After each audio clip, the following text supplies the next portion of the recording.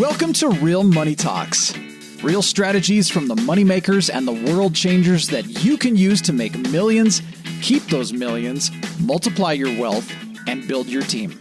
Here's your host, author of 5 New York Times bestsellers, money expert on Dr. Phil, CNN, CNBC, The Street TV, Fox News, and The View, Laurel Langmeyer.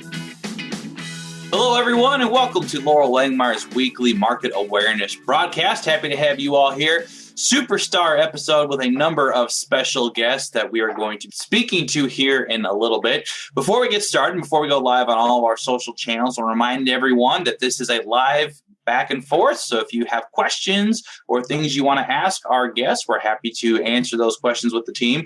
Simply type into the Q&A box or the chat box below, and we will give you the opportunity to have your questions be answered by the experts on today's call. Obviously, there's been a lot going on in the markets, in the crypto space, along with some of the other things we have going on just in current events. So really happy to have this plethora of guests on today and get their take on what we have going on and just get that market update. So, Laurel, how are we doing today, ma'am?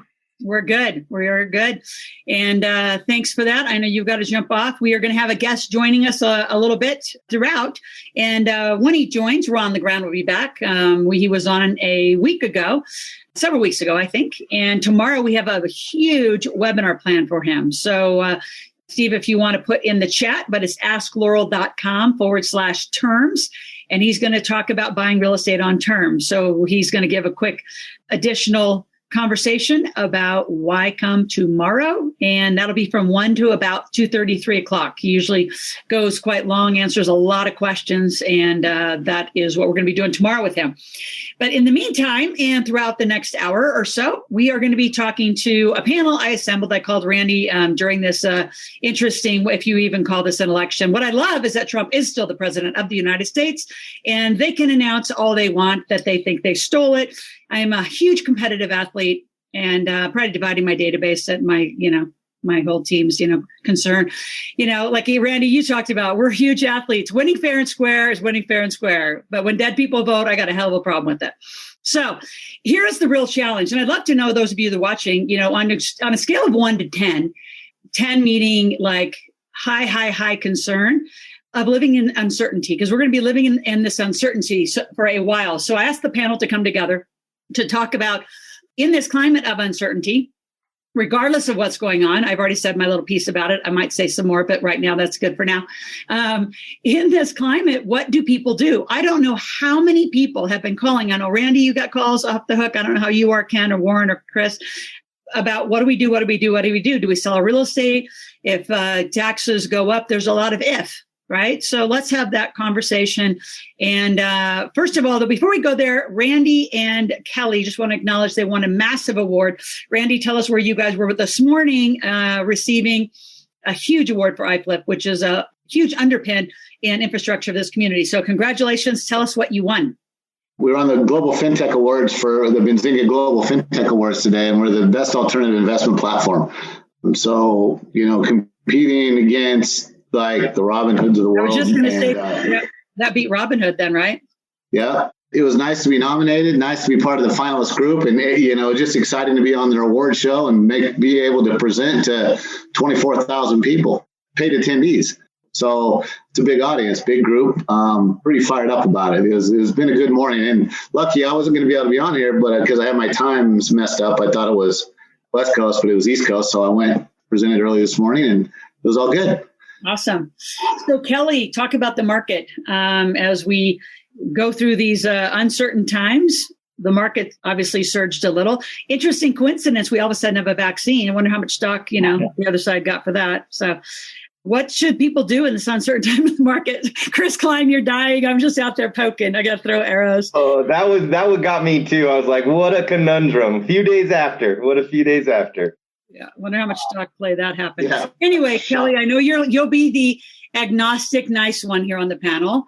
So, talk about the stock market. Then we're going to go around. Ken Stark's going to talk about mortgage. Chris Kline's going to talk about digital currencies. Warren Taryle is CPA, and they're going to talk about what potentially could happen and just the conversations going on in the tax world. So, Kelly. Thank you, Laurel. Good to be here again. I think the last time we did one of these was a couple of weeks ago, and that was about a week or so prior to the election. And I'm happy to say in this particular case, I prognosticated correctly, and the market did rally after the election. It was actually pretty easy to see for me in this one because it's something that was pretty obvious that it didn't make any difference who won the presidential election in terms of where the markets are going to go right after the vote. And as it stands, I think everybody would agree that a divided Congress is good for business. So it's because they know that, hey, it's very difficult to put on new taxes, very difficult to make certain kinds of changes, especially with an aggressive Democratic agenda, or what they would like to have. Yeah. That being said, I will say this, the market, as everybody might have saw this week and last week, exploded higher all week long. And yesterday, it actually may have put in a little baby top for the NASDAQ for the remainder of the year. What do I think is going to happen? I can tell you over the end of the first quarter, the market is going higher. And there's a lot of reasons for it. The vaccine is a big part of it. But all sectors will not go up the same. So notice that in the short run, be a little leery of technology. They already had their rally throughout the COVID experience. Now that Trump is being correct, that we actually are rounding the corner, the rest of the market has time to run now. So, for example, the stocks like oil really exploded yesterday. The recovery stocks for restaurants like Darden, the recovery stocks like Carnival Cruise Lines, these are stocks that have gone up massively just in a single day, literally 40% higher in some cases in a single day on large cap stocks. So that's remarkable, but believe it or not, they have a long way to go. These were stocks that were suppressed deeply.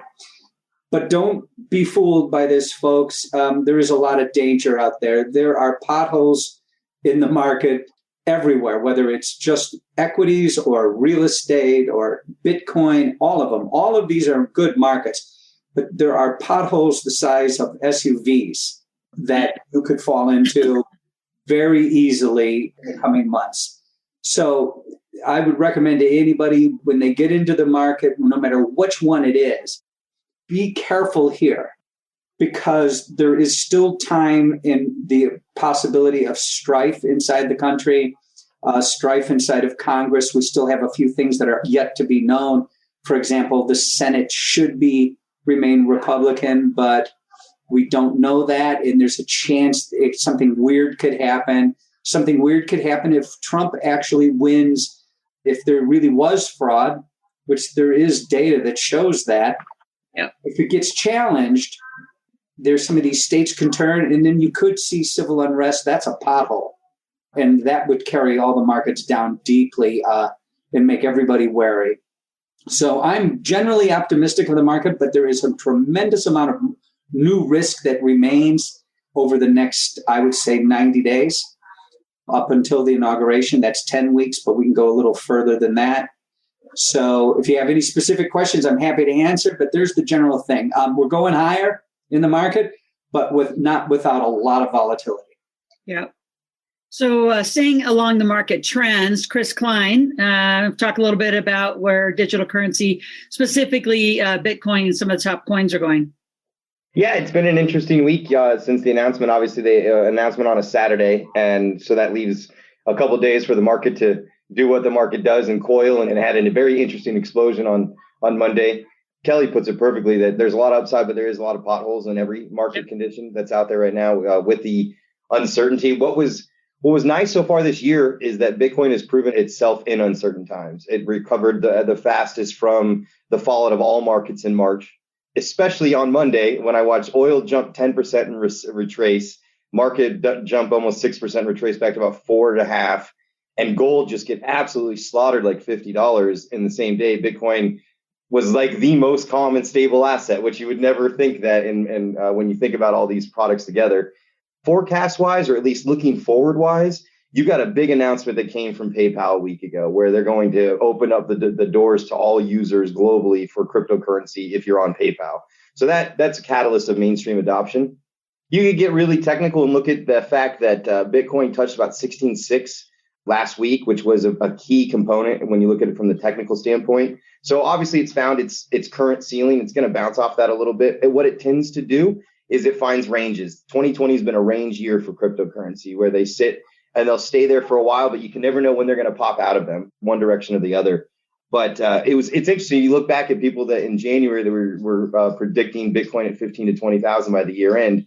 Most people, including you, Laura, we hadn't met yet, probably would have been like, maybe, but that's pretty optimistic considering the years that crypto's had. This could be, it smells like the beginnings of a potential another bull run that moves fast and quick. And so positioning is key, just like with every other market process out there. And I echo Kelly's statement that diversification helps folks so that they don't have to put all their eggs in one basket and hope for one market. There's so many opportunities out there that diversification is fundamental. Yep, absolutely. So, Warren, we're going to get to you on a CPA and tax conversation, as well as Ken and mortgage. But Ron LeGrand is here. And like I said, we're going to pop in and give him some conversation. You're muted right now, Mr. Ron.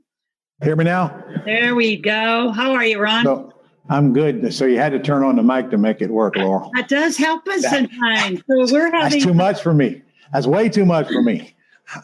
We appreciate you jumping on. We are having a conversation here with, I know you know Randy Tate from Flip Wall Street and Kelly Korshak, who has designed it.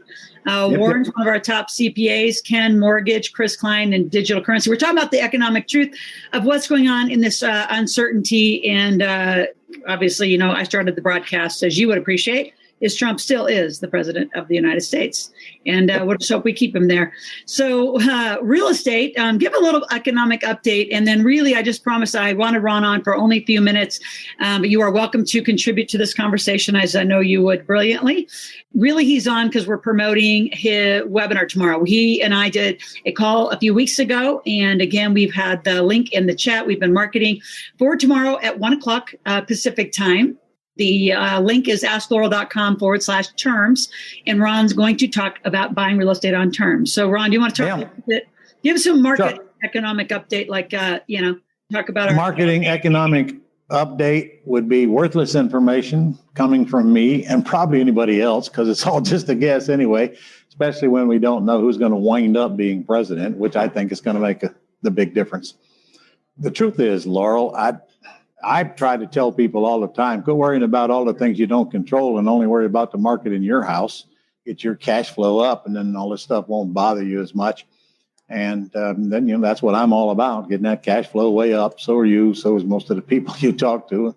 And that's what I'm going to be doing on the webinar tomorrow, talking about getting the cash flow up. And not only that, building the wealth, creating the residual income, not just flipping and getting a check and have to keep doing it, paying little or no taxes, and actually getting paid now, paid monthly, and paid later, which is both of our favorite ways to get paid multiple times, isn't it? Yep. So I'm gonna go through step by step what I do and what so many thousands of my folks are going to be doing as well. Yep, absolutely. And again, talking about terms, how to buy primarily single family, but what you do also works across commercial. I know you've done it across all sectors. Indeed. I'm buying land on terms right now. But we are going to be talking about single family houses tomorrow, so anybody can enter there and start making money quickly. Yep. And maybe your folks, all of them don't know what we're talking about when we say terms. There's nothing really creative. People call this creative financing. It's not that creative. We buy with owner financing, and I put lease option tenant buyers in the other end. It's not all that creative, but there are certain steps that have to go into it, and certain myths that we have to explode. People think is going on in real estate, which is not reality. And frankly, no way I want anybody to use their credit and very little money. So I also spend time talking about avoiding risk. And then, of course, automation is one of my favorite subjects today. Delegation, automation, systemization, so that we can get the hell out of the way and let the business run without us in it all day and take our life back, get out of the minutia. Absolutely. So those of you who want to join, again, go to asklaurel.com/terms, and we will be back tomorrow at 1 sharp Pacific Standard Time. And it'll be at least an hour and a half. Ron does, as I said earlier. With questions.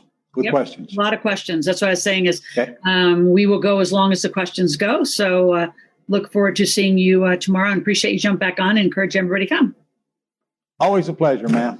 Thank you. And you are welcome to hang for the rest of the panel if you want. Okay. Thank you. Thank So you. I got to go to work. I'm in the middle of a training, actually. all right. Well, tell them all hi. Okay. Thanks. All right. Thanks, dear. See you soon. Bye-bye. Thanks. All right. We'll see you tomorrow. So back to our economic truth panel. Randy and Kelly talked a little bit about the market. Chris about digital currency. We're going to blend the whole conversation and really make it more of a conversation once we go around. But Warren, talk about taxes and where we're going to end up.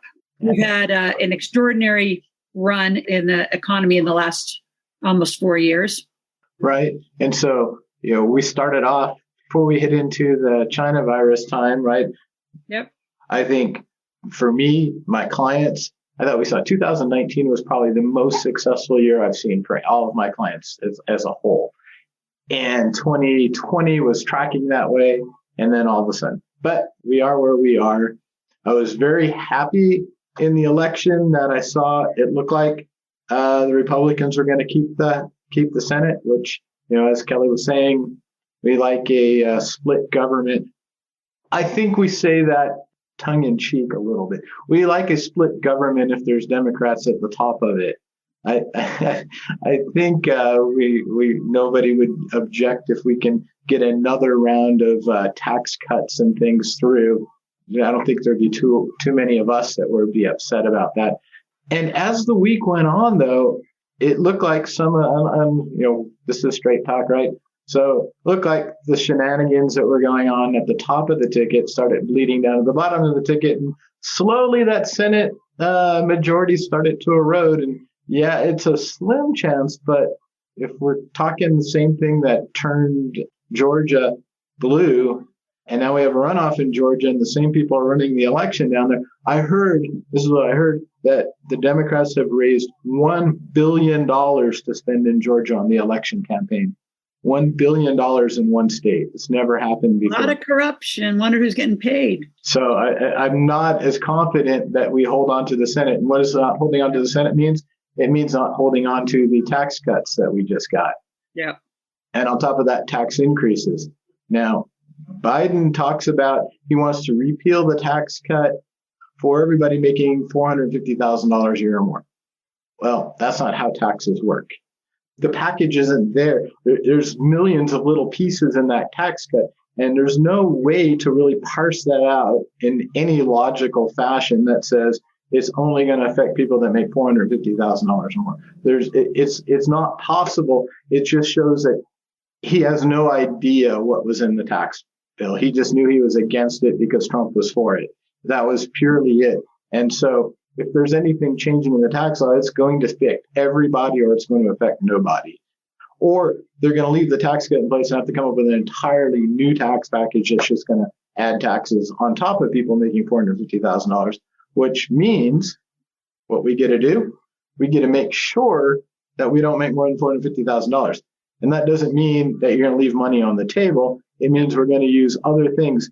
The Democrats don't understand sometimes, and the public doesn't understand sometimes when we talk about $450,000 of income and then, these people are getting all these deductions. No. You don't understand how the game is played. We don't get to $450,000 income because we have more expenses, because we're taking write-offs. So we're doing things that are going to keep our income possibly, hopefully below that level, even though we're making the money. So we don't care if you take away some of those deductions because we don't want to get to that level in the first place. Yep. Sorry, I'm ranting. No, it's really important because, I would say the integrity of what we teach. My God, Randy and I have traveled the world together teaching this. Who they're talking about in general, what the public understands is that the 450 are employees, right? I'm going to say, and I can say their names. Some of us know them. They are the very, very high paid military. They're the airline captains and first officers. Some of them, I know some firefighters that do huge double time shifts and get, double, triple time in their overtime. I mean, we're talking about people on the front line, that employees. We're not talking about us, right? If you're employed, what do we teach you? Go get a company, right? Do something to create some revenue. That's why we do our marketplace. But inside that company, you now have the legal deductions. So what Warren's talking about is getting your company making money taking advantage of the legal deductions. But most people don't realize that's not how this is. So, or even how it's even taxed or looked at. You know, it's interesting in Canada. Everyone knows I'm married to a Canadian. What's the way they're handling this is it looks like they're almost going to double, if not at least 50%, will take their provincial and federal tax. And some of them are going to be taxed at like just at the base rate of 15%. That's not the employment rate of 55 to 62. So it's insane. I don't even know how anybody could even run a company up there. Hence why my husband moved down here. So let's just say the worst case. What are some of the strategies, Warren? Just keep corporate structure up, keep the deductions. I also heard they're going to take a lot of the entrepreneurial deductions away, though. Well, it really depends where they look. I mean, if they leave real estate fairly much alone the way it is now, people are going to have to start figuring out a way to qualify as real estate professionals. And that keeps you under 450,000. We can do that all day long with the way the rules are. If they start monkeying with those rules too, we'll have to do a little bit more thinking. But definitely, there's no way you survive this without having your own business. It's my way of thinking. You want to pay 57% tax, go ahead, stay an employee. And that's about all. There'll be nothing left of that. You've got to be in a business. And on top of that, start becoming a significant investor, not just playing around, but you really need to focus on being a significant investor. I don't think those tax breaks are going to be touched as easily because they're not understood. And Congress people really aren't that smart when it comes down to it. So it's got to be all about you and taking care of yourself. Laurel always talks about living the corporate life. We're doing it. I do worry about C Corps, so I shied away from C Corps, even though everybody got excited when they dropped the tax rate to 21% and started saying you don't need S Corps, it's just C Corps. It never was comfortable with me. And then one of the very first thing and the easy thing to do for Biden would be to, you already said, increase that tax rate to 29%, which is a 39% increase. Companies can't make it there. But, you just get a different kind of company. I mean, it's what they do. I mean, I flew into Dublin, Ireland. I think, Randy, you were with me. And the very narrative that's being manipulated, there they are in Ireland, 12% corporate tax.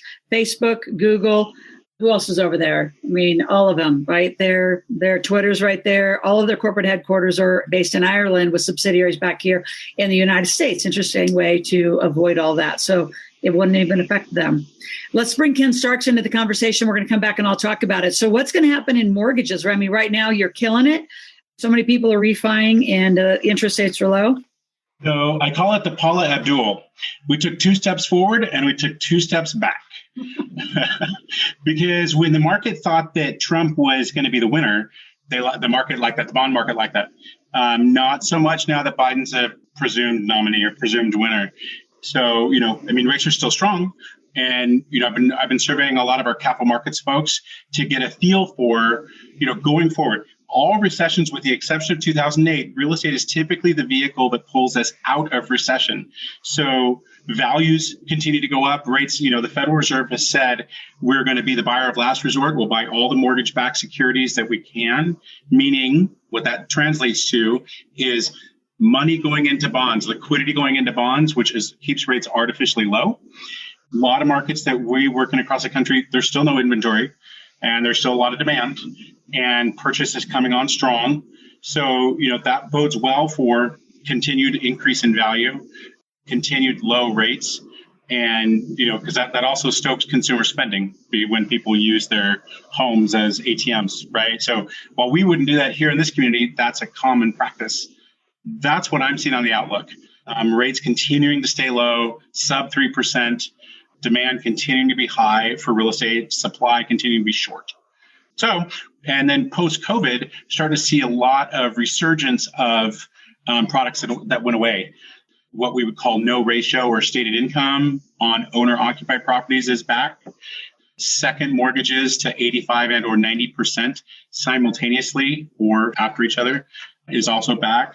The alternative programs like bank statements and whatnot, back. So all in all, I see us recovering well from COVID, and going forward, I see, for those who qualify, continued low 30-year fixed rates. Yep. So like you said, Warren, I mean, buying real estate is critical. The other high deduction categories, gas and oil, they want to, reduce fracking. It's so interesting. Randy, we've already kind of made a little hit at it, but I think, from a laser call and a table education, it's really important people understand money rules, because there are people who voted Biden who have 250 to 500,000 that I know of that in gas and oil, and they're fracking all the time. So like the incongruency of people investing to their values and the money rule, it's interesting out there. But Warren, what other kinds of things would people invest in for those levels of deductions? Well, it's funny you mentioned that a little bit. So a lot of my clients that decided they were still going to vote for Biden were telling me, I was talking about tax, and they said, I don't care, I hired you, you'll take care of that, you'll figure it out. Like, okay, tie all my hands behind my back and then still blame, and then it'll be my fault. But, you voted the way you did. No, oil and gas is a really good tip, because it's a really good tool that I've always used. But in the past year or so, I've kind of shied away from it, because at the price per barrel, it not only do you have to hit a tax break, it has to be a good investment too, right? You don't want to invest in something just because you can deduct it. That doesn't make any sense. Even with Biden, we won't be at the 100% tax bracket. So we don't want to lose money just because it's deductible. But it could be a positive, if you want to turn it this way, that oil prices will go up. So maybe oil and gas investments are not a horrible idea, because we'll still get the tax break. So thinking about it, like for this year, and I've been talking about people, CX over here, right? Over here, wherever it is, over my shoulder there. It's the end of the year coming, and so we're doing year-end planning with a lot of people, and we've been talking oil and gas, and it's a great tax break. It's got to make sense investment-wise for you. And so I'm telling them, it's your gamble, right? Do you think we're going to turn the corner? Do you think the oil and gas prices are going to recover? And certainly if we start restricting fracking, the prices are going to go up, right? If we go back to more offshore oil, prices are going to go up. So how do you want to bet on this one? Yeah. Randy, Kelly, Chris, want to jump in? Any of you?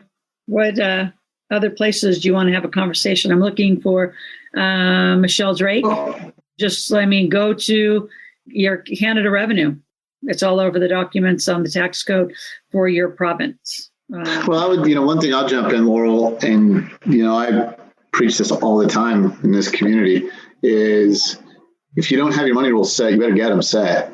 Because no matter how good gas and oil is, cannabis is, the stock market is, crypto is, it doesn't matter. Real estate doesn't matter. If you just randomly go start throwing your money out there to, I think I heard this on a webinar, I can go get this, your expectation is going to be so screwed. There's no way anybody can match or perform to what you think might happen. And, the challenge becomes to the folks that are out there, if you don't have your money rules set, I know you got a recorded webinar somewhere I did. You got to have one. Go watch the dang thing. Get your money rules tight, because you're going to need them like you've never needed them before. You're going to need the right, like Chris said, the right diversification. How much do you put in the crypto thing versus the stock thing versus the real estate thing versus all the other stuff, and make sure they're aligned, and then hold to it. You can't say there are people on this call that aren't going to do it, and in 2 years are going to be sideways or upside down or bent over backwards and complaining and whining. And they'll be blaming somebody. But we can't control, like Ron said, we can't control what we can't control. Yep. So let's make sure our team is with us. Make sure we got the right accountants, Warren. Make sure we got the right participation in the stock market. Make sure we're not just randomly out there buying random coins, right? Talk to friggin' Chris. He might know a thing or two about it. If you're going to do it right. And so just get your stuff together, people. I can't stress that enough. If you haven't done it yet, now you better do it. Yeah. I'll get off the soapbox. We're all throwing away things now. People are changing. And actually, it's a great moment, right? Because people are mad. People are pissed off about things. People are not watching Fox anymore. I'm not going to Facebook anymore. People are abandoning all these things. Like, good. Abandon some of the bad habits we have too, and let's focus. And to make this a complete turn, just make this an early New Year's resolution, but really mean it this time. And let's refocus everything. Yep. Because the only thing, and I love that Ron, went there, is what we've been talking about since COVID began, which is The only thing you really can control is what's going on in your family's, household. And, that strategy, that infrastructure, we call it, is making sure that you are incorporated. Scott couldn't join us today, but get that done now. I mean, the government agencies are so backed up. I mean, Warren, how long, in your opinion, or any of you guys can talk about just the agencies are, getting a passport, I know it's taken like even my daughter up to, she had a name change. So it took a little more delay, but it took over 5 months to get that. Took a couple months to get her new get the birth certificate. Took me 4 months to get my passport. Yeah. Renewed. Just got it back. I was starting to panic. I wasn't going to get to go to Mexico.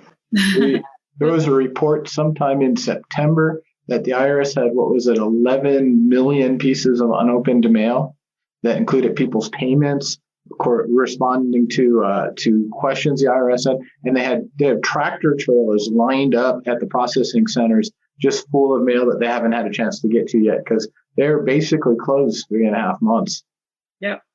Yep. So getting your corporate structure, you say, well, what do I do today? Make sure if you are employed, make sure you have a company, make sure that gets set up. So you get your EIN, you get your new bank accounts, so you can do legal deductions. At least save 2020 is what we're talking about with that. And then you get with someone like Warren. I know a lot of you also are with Weldon, some of you with Hudson. Those are, our top guys in our community. But make sure you're having that year-end tax planning session. Get with your Big Table folks. Pamela said, where is the money rules? So it is on the Big Table site. I'll make sure Damon and Steve, the team, put it up front and center and put up front and center some of the things that we know as a table member you need to be doing, even as a 100K member or as a member of our community.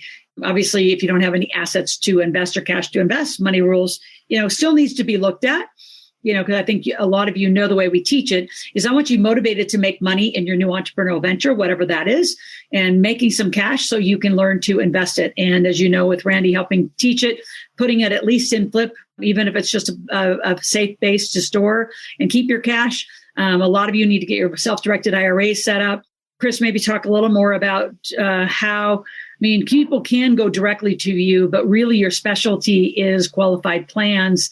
And I think, the king of the kingdom is the Roth buying into a lot of the gold and digitals. So maybe share that as another, just deepen that conversation a little bit. Yeah, you've got options for exposure to pretty much any of the assets out there. You've got a choice to go with direct cash, or you've got a choice to go with some kind of qualified funds like a Roth, traditional, or SEP, or even simple IRA that's out there. Some folks may already have a solo Ks or LLC IRAs set up.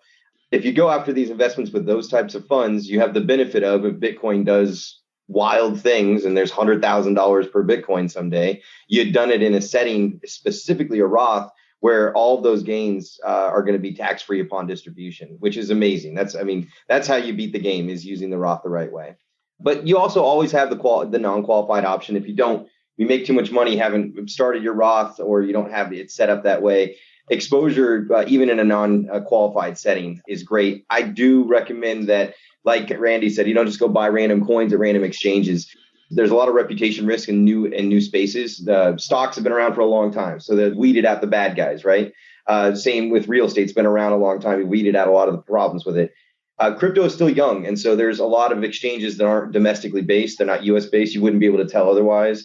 How they hold your coin or your cash in particular settings is important. Make sure it's secure.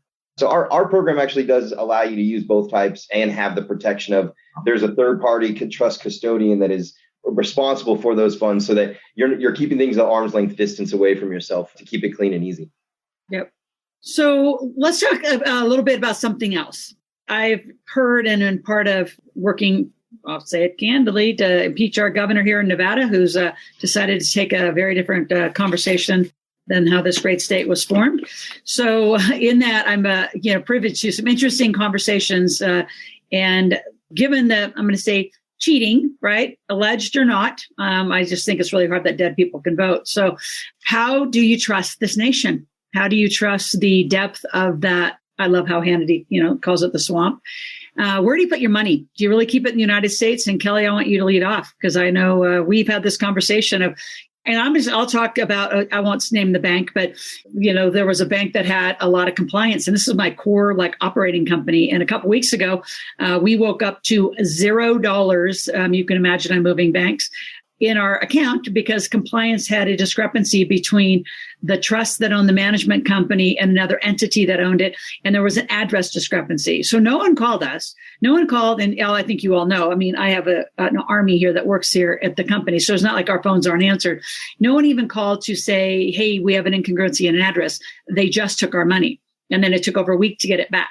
So, there's a lot of personal experience. I obviously have money out of the country.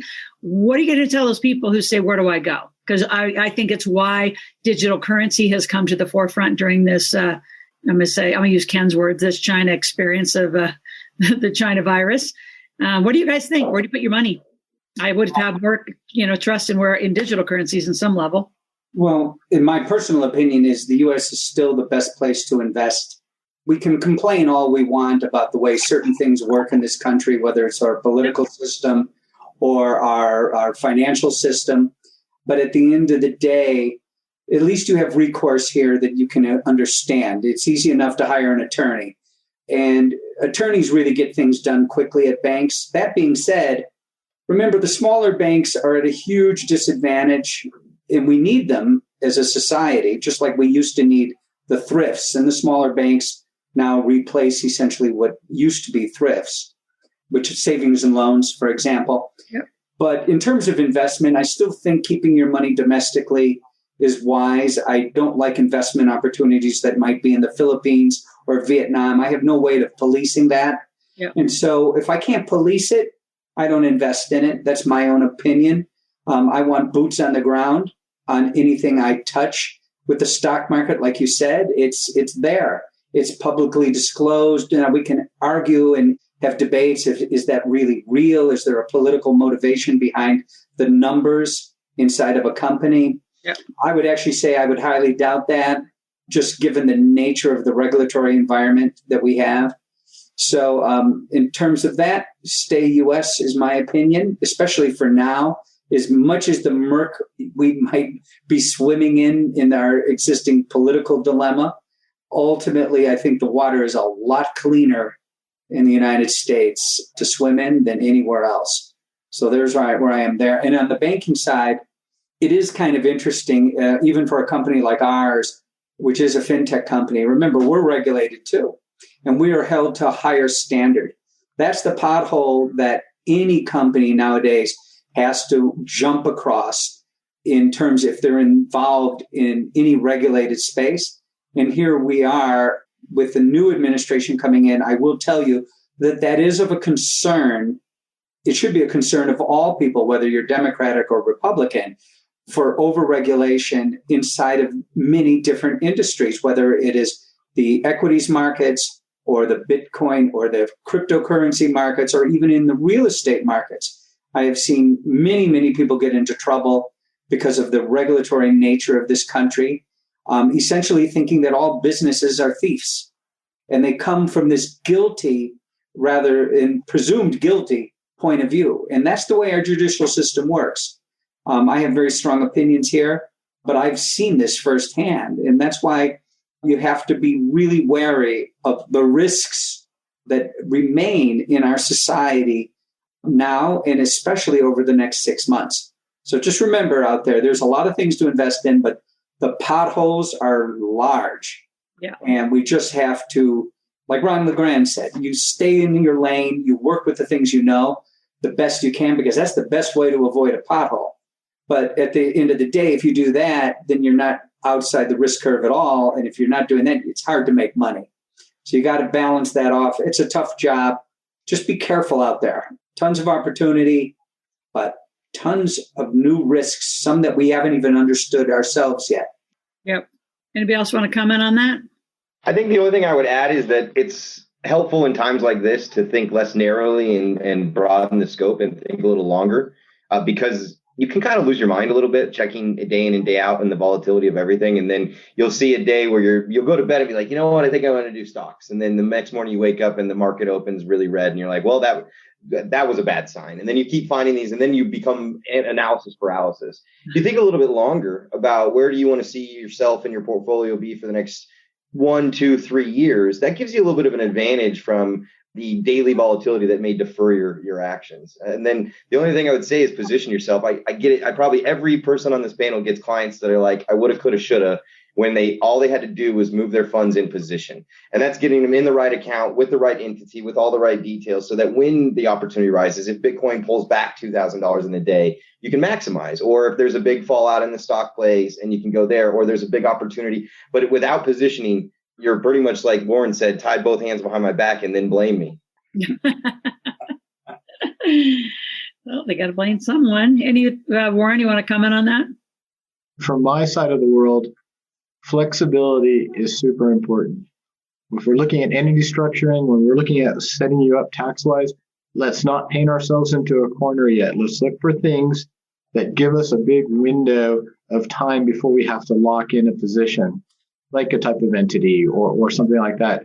We need just enough flexibility, because regardless, I think I said this last time we did one of these calls, and when we were just pretending that Biden might win, I think we still are, but we were saying, regardless, we're a bunch of smart people here, right?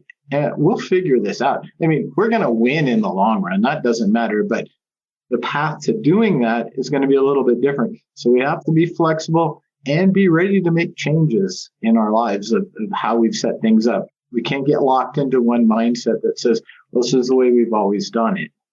So in your mind, the entity structure, which I think, we've always said too, Randy and I went in teaching, it really leads the strategy in a lot of levels, correct? Oh, absolutely. The proper entity structure is the number one building block in a tax strategy. Everything else we can look at is great, but we get the most bang for our buck by getting the entities right. Yep. Ken, any comments on from where you sit? I don't know that I'm the right one to comment on investment markets, but taxation all day long. And, when you're planning out your mortgage strategy in balance with your taxation strategy, husbands and wives have a lot of flexibility. One is an earner, one is an expenser or a loser, so to speak. Keeping yourself in check for when you do want to be borrowing. What I see a lot of is, tax strategies that are designed for, well, hey, I made a bunch of money over here and we lost a bunch of money over here, therefore we balance out. And people ignore the fact that any losses that are associated can count against the individual. So I've always suggested that people keep if in a married couple scenario, one person financeable and the other takes a loss. And so the biggest thing going forward, I'm 100% with Warren in that, change the code all you want. We'll just figure out how to dance a different dance. So be that as it may, plan it wisely so that your future's still open. All right. Any kind of closing words? I think we kind of went around. I say the themes are make sure you're incorporated immediately. Warren, we've been saying really this week is really your last week. It's not legally your last week. But what would you say, from a CPA standpoint, is really the drop dead deadline for them to use 2020 as some sort of a corporate entity deduction platform? Yeah, we've really got to get it. This week is fairly accurate. We got Thanksgiving coming up. And then, theoretically, you look at the calendar, so there's time, but there's a lot of people going on vacation, a lot of holidays coming up, and who knows what the heck they're going to shut down next week. So, so we don't know. So get things set up. I want to definitely say, those of you who have S Corps and things like that, don't forget, and this is one of the pet peeves, you've got to do something with your year-end payroll. So make sure you're talking to whoever your tax advisor is and your payroll people to make sure you get your payroll locked in for what you need. There's a lot of great things or bad things that can happen by getting payroll wrong. Interesting. All right. So get those two set, review your mortgages. I would say get an appointment with Chris and make sure you're in flip. What else? Any other final words of wisdom? Today we have, if you're on the big table, 4 to 5, I believe Warren and, I'd like all of you to join if you can, but we're going to roll up our sleeves because it is the client base. We're going to talk more at 4 to 5 Pacific on our laser call and just keep this conversation moving. I know Ken's going to be there. I think, Warren, you're going to be there as well. And we got to get your financial infrastructure. Also put on your calendar December 16th. And all of you that are on the panel will be necessary at some point during that day. If you have other things that are blocked, December 16th is our big table day We're really going to dig into each topic of this financial infrastructure. So you can imagine, Warren and Scott, you guys will start out right away from the infrastructure of an entity, and then we'll build to, a solo 401k. We'll have Joe, then Chris will go. So you can imagine we're just going to be going throughout the day and putting the building blocks together for everyone for a great year end and setting up whatever's going to happen in 2021 and start setting your plan. Anything else, gentlemen? I appreciate your time. Appreciate you being here. And I think the theme is make sure your house is in order and make that a huge priority between now and we'll see. The big planning year in for us will be on December 16th. And we'll have a few weeks off and then back up on January 6th. So mark your calendars. Know that those are coming soon. And gentlemen, appreciate your time on our Economic Truth broadcast. Thanks, Laurel. Appreciate it, everybody. One last comment. Those of you who want to see Ron LeGrand, again, it's in the chat, asklaurel.com/terms. He will be back tomorrow, 1 o'clock. I'll be doing the opening and then closing with a whole bunch of questions. So we'll talk to you then. Cheers.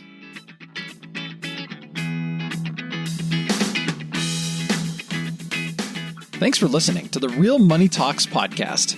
Your host has been Laurel Langmeyer, author of 5 New York Times bestsellers, money expert on Dr. Phil, CNN, CNBC, The Street TV, Fox News, and The View. Want to learn more about off-Wall Street investing, tax strategies, and multi-million-dollar business strategies? Visit liveoutloud.com/podcast for past episodes, show notes, and resources. For some special wealth-building gifts only for Laurel's podcast listeners, visit liveoutloud.com/podcast gifts. Do you have a burning question for Laurel? Visit asklaurel.com to submit your question, and it may just be covered on a podcast episode. So stay tuned and be sure to subscribe to get new episodes every week.